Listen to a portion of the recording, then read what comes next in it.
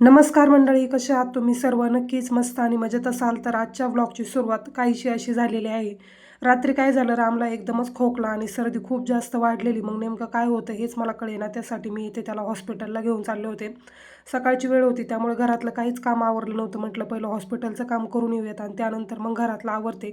तसे 11 11:30 झाले होते, पण डॉक्टरांना कॉल केल्यानंतर ते म्हटले की 12:30 वाजता हॉस्पिटल बंद होतं. त्यामुळे म्हटलं चला पटकन पहिले हॉस्पिटलला घेऊन जाते आणि त्यानंतर मग घरातलं काही काम असेल किंवा ब्लाऊजचं काही काम असेल ते करते. तर तुम्ही नेहमीच प्रश्न विचारता की मुलाला सांभाळून घरातलं एवढं काम म्हणा किंवा ब्लाऊजचं काम आहे ते होतं का? तर प्रत्येकच वेळेस मॅनेज होईल असंही नाही. कधी-कधी मुलं इतके हट्ट करतात की आपल्याला नेमकं काय करावं तेच कळत नाही. कामही करू देत नाही आणि बसूही देत नाही. मग घरातलं काम असो किंवा शिवणकामाचं काम असो, तसंच आमचं काहीसं आहे. हॉस्पिटलमध्ये जाऊन आल्यानंतर नेमकं काय झालं ना, त्याला नाही ते मी थोडासा बाहेरचा खाऊसुद्धा आणला होता. कारण की घरातलं काहीच खायला मागत नव्हता. त्यामुळे म्हटलं चला काहीतरी खातो, याला खूप जास्त महत्त्व आहे. आणि त्याच्या आवडीचं लॉलीपॉप त्याला भेटलं ना, त्याचं दुखणंसुद्धा एकदमच पळून जातं. त्यामुळे ते खूप खुश होता. आणि त्याला आता मला मेडिसिन द्यायची होती, त्यामुळे त्याला इथे लाडीगोडी लावण्याचं काम चालू होतं. डॉक्टरांनी त्याच्या हँड्सवरनं असं स्टिकर चिकटवलं होतं. त्यामुळे ते पाहून त्याला इतकं खुश वाटत होतं ना, त्याचं दुखणं तुम्ही पाहू शकता. एकदमच हसत खेळत त्याला असं म्हणजे कधी जास्तीचं दुखणं कधीच आलं नाही. ज्यावेळेस झाला त्यावेळेस NICUमध्ये ठेवण्याची थोडीशी वेळ आली. त्यानंतर मग असंच किरकोळ सर्दी, खोकला, बाकी काही त्याला प्रॉब्लेम झालाच नाही. आणि तसा तर एकदम हेल्दी आहे. पण कधी-कधी काय होतं, खाण्यामध्ये काही आलं ना असा प्रॉब्लेम होतो. त्या दिवशी ना मी त्याला पाईनॲपलचा ज्यूस बनवला होता आणि मी ना न गाळताच म्हणजे त्याला दिला आणि त्यानंतर मग काय झालं, पाईनॲपलला छोटे-छोटे काटे असतात असे बाजूने तुम्ही पाहिले असतील.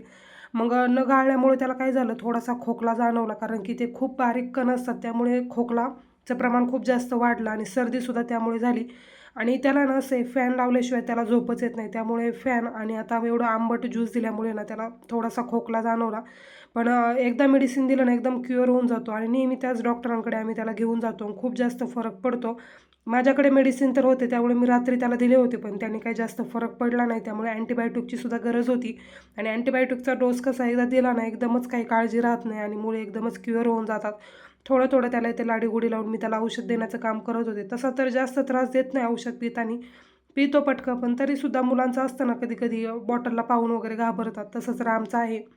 लॉलीपॉपच्या नादात त्याला काही कळतच नव्हतं. तो त्या खाण्यामध्येच व्यस्त होता आणि मला नंतर मग घरातली कामंसुद्धा होती आणि त्यालासुद्धा झोपवायचं होतं. त्यानंतर 3 ठिकाणी हळदी-कुंकवालासुद्धा जायचं होतं. तर पहिले सुरुवातीला आम्ही जिथे राहत होतो ना, त्यांच्याकडे पण जायचं होतं. त्यानंतर शेजारच्या सोसायटीमध्ये सुद्धा होतं आणि त्यानंतर मग मी जाणार होते मामाकडे वाघोलीमध्ये. म्हणजे वाघोलीमध्येच पण थोडंसं लांब आहे, तर तिकडं पण जायचं होतं. पण संध्याकाळी जाणार होते, तर म्हटलं चला पहिल्यांदा घरातलं काम आवरते. आणि मग काय होतं, ज्यावेळेस घाईचं काम असतं ना, त्यावेळेस वाढाव कामसुद्धा होतं. कधी-कधी कस्टमर येऊन बसतात अशा वेळेस, मग काय करावं नेमकं हे सुद्धा कळत नाही. नेमकं हे करायचं काम की ते करायचं आणि त्यामध्ये अर्जंट ब्लाऊज. तर आज मला 2 अर्जंट ब्लाऊज द्यायचे होते. एकदम सिंपल ब्लाऊज बिना अस्तरचा आणि त्यांचाच दुसरा एक अस्तरवाला ब्लाऊज पीस होता. पण त्यांना मी सुरुवातीलाच मेसेज करून सांगितलं की आज होणार नाही, कारण की मुलं आजारी असलं ना असं चालू कामामध्ये काहीतरी घोटाळा होतो किंवा आपण आजारी असलो तरीसुद्धा असं होतं. आता बोलताना सुद्धा तुम्हाला लक्षात येत असेल की आजसुद्धा माझा घसा थोडासा प्रॉब्लेम देतो, कारण की तेलकट खाल्लं ना लगेच घसा पकडतो आणि मग काही बोलावंसं वाटत नाही. पण म्हटलं चला तुमच्यापर्यंत व्हिडिओ पोहोचवलाच पाहिजे आज. आणि जो काही स्टिच विथ अश्विनी चॅनल आहे ना, त्यावरती सुद्धा मला काल व्हिडिओ अपलोड करायला झालंच नाही. म्हणजे शूट करून ठेवल्या, पण एडिट करणं काही होईना, कारण की व्यवस्थित एडिट केलं गेलं पाहिजे, जेणेकरून तुम्हाला ते समजलंसुद्धा पाहिजे. त्यामुळे मला असं वाटतं की चला थोडासा 1-2 दिवसाचा गॅप झाला तरी चालेल, पण व्यवस्थित व्हिडिओ आला पाहिजे. त्यासाठी मी तिथे काही एडिट केला नाही. बरं म्हटलं चला हे जो मेन चॅनल आहे यावरती तर डेली रुटीनचा व्हिडिओ गेलाच पाहिजे, कारण की लगेच तुमचे मेसेज यायला सुरुवात होती की व्हिडिओ का आला नाही. आणि खूप छान वाटतं, कोणाला तरी आपले व्लॉग आवडतात आणि आवर्जून मेसेज करतात व्लॉग पाहण्यासाठी. तर आता इथे रामचं औषध वगैरे देणं झालं आणि त्यानंतर आता जे काही कपडे, भांडी सर्वच काम राहिलं होतं, लादी पुसायचं वगैरे. तर म्हटलं चला आता ते कामसुद्धा करून घेते. आता 12 12:30 झाले होते. हॉस्पिटलमधून पण मी आले होते, तरीसुद्धा अजून घरातलं कामच नव्हतं. मग ब्लाऊज कधी आवरणार? आणि आज दिवसभरात एक पण ब्लाऊज झाला नाही. फक्त मी आल्यानंतर ब्लाऊजला हुक वगैरे बसवण्याचं काम केलं. त्यानंतर शिवणकाम तर आज काहीच झालं नाही. तर असं असतं, जेव्हा अर्जंट ब्लाऊजची ऑर्डर असतात ना, त्याच दिवशी नेमका काहीतरी प्रॉब्लेम येतो किंवा रामसुद्धा त्रास देतो. पण चला यामधूनच काहीतरी मार्ग काढून आता हे काम करावं लागतं आणि अशी अचानक आलेली संकटं काही टाळता येत नाही. त्यामुळे रामचं हॉस्पिटलला नेणं खूप गरजेचं होतं. नाही तर रात्रभर त्याने झोपून दिलं नाही. खोकल्यामुळे काय होतं, झोप येत नाही आणि उबळ येते. तसंच रामला झालेलं होतं. तर आता ते भांडे वॉश करताना थोडंसं बेसिन सुरुवातीला क्लीन करते आणि जे काही खरकटं असतं भांड्यांमधलं ते पण बाजूला करून घेते, म्हणजे वॉश करायला सोपं जातं. रोज रोज हीच कामं म्हणली ना मग कंटाळा येतो. घरातलं कामसुद्धा अजून काहीच आवरलेलं नाही. रामच्या बोरणांची तयारीसुद्धा काहीच नाही, म्हणजे 0% म्हणलं तरी चालेल. फक्त जो काही सामान लागतो तोच मी घेऊन आलेली. बाकीचं काहीच घर वगैरे आवरलेलं नाही. मागच्या व्हिडिओमध्ये एका ताईंची कमेंट होती की लहान मुलांसोबत अर्जंट ब्लाऊजची ऑर्डर तुम्ही कशा कंप्लीट करता. तर मी सांगू का, ज्यावेळेस अर्जंट ब्लाऊजची ऑर्डर येते ना, म्हणजे मी एक दिवस आधी जर घेऊन आले ना तरच घेते. सेम डेला जर द्यायची असेल तर मी त्यांच्याकडून एक्स्ट्रा पैसे घेते, म्हणजे 100 रुपये घेते एक्स्ट्रा. त्यानंतर नेक्स्ट डेला पाहिजे असेल तर कधी 50 घेते किंवा घेतसुद्धा नाही. जर त्यांनी रात्रीच्या वेळेस संध्याकाळी 4-5च्या दरम्यान सांगितलं तर, किंवा सकाळच्या वेळेस सांगितलं तर 50 रुपये एक्स्ट्रा घेते. पण त्याचं अरेंजमेंट असं करते की मी रात्रीच्या वेळेसच जे काही पेपर कटिंग आणि ब्लाऊजचं कटिंग आहे ते रात्रीच्या वेळेसच करून ठेवते. पण लहान मुलं जर तुमच्याकडे असतील ना तर मी सांगेल, मुलांच्या भरवशावरती अजिबात बसू नका. कधी त्यांचा मूड बदलला आणि कधी रडायला सुरुवात करेल हे सुद्धा सांगता येत नाही. त्यामुळे थोडासा त्रास होतो, पण रात्रीच्या वेळेस 1-1.5 तास जागलं ना ब्लाऊजसुद्धा कंप्लीट होतो.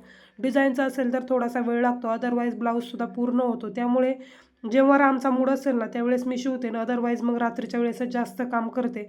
आणि होतं काय, मग मला सकाळच्या वेळेससुद्धा लवकर उठावं लागतं. बाकीची कामं असतात, डबा असतो, मग 6, 6:15ला सकाळचं उठून ते सुद्धा करावं लागतं. त्यामुळे माझी झोप जी आहे ना ती 4 ते 5 तासाची झालेली आहे.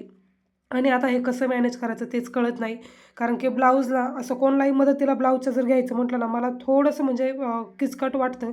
कारण की मग फिनिशिंग जे आहे ते पण बिघडेल. त्यानंतर मग हुक वगैरे जरी बसवायला द्यायचं म्हटलं ना तरीसुद्धा मला ते काम काही देऊ वाटत नाही.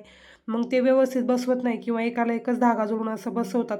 आणि मग कस्टमरला सुद्धा लगेच कळतं, कारण की पहिलं आपलं काम वेगळं असलं आणि त्यानंतर मग आपण जर काहीसं थोडंसं वेगळं केलं की त्यांच्यासुद्धा लक्षात येतं. त्यामुळे हे काम द्यायला मी ब्लाऊजचं जरासा काचरते, पण पाहूयात जसं होईल तसं होईल. आता एकटीनेच मॅनेज करायचं म्हटलं तेवढं होत नाही. जर लहान मुलं जर सोबत नसली ना तर मग आपण कोणतीही कामं मॅनेज करू शकतो, पण त्यांचं बघणंसुद्धा खूप गरजेचं आहे. जर त्यांनाच वेळ भेटला नाही तर आपल्या ह्या कामाला काहीच अर्थ नाही असं मला वाटतं. त्यामुळे मी त्यालासुद्धा प्रॉपर अटेन्शन देते. कधी जर त्याच्या मनात आलं आणि रडायला लागला ना मग त्याला असं वाटतं की नाही काम करावंच नाही, मग त्यावेळेस मी फक्त त्यालाच वेळ देते. ब्लाऊज राहिला तर राहू दे असं माझं असतं. सुरुवातीला जेव्हा मी शिवणकाम चालू केलं ना त्यावेळेस मला एवढं काम यायचं नाही. फक्त थोडंफार आपलं ओळखीचे जेवढे होते ना त्यांचं असायचं.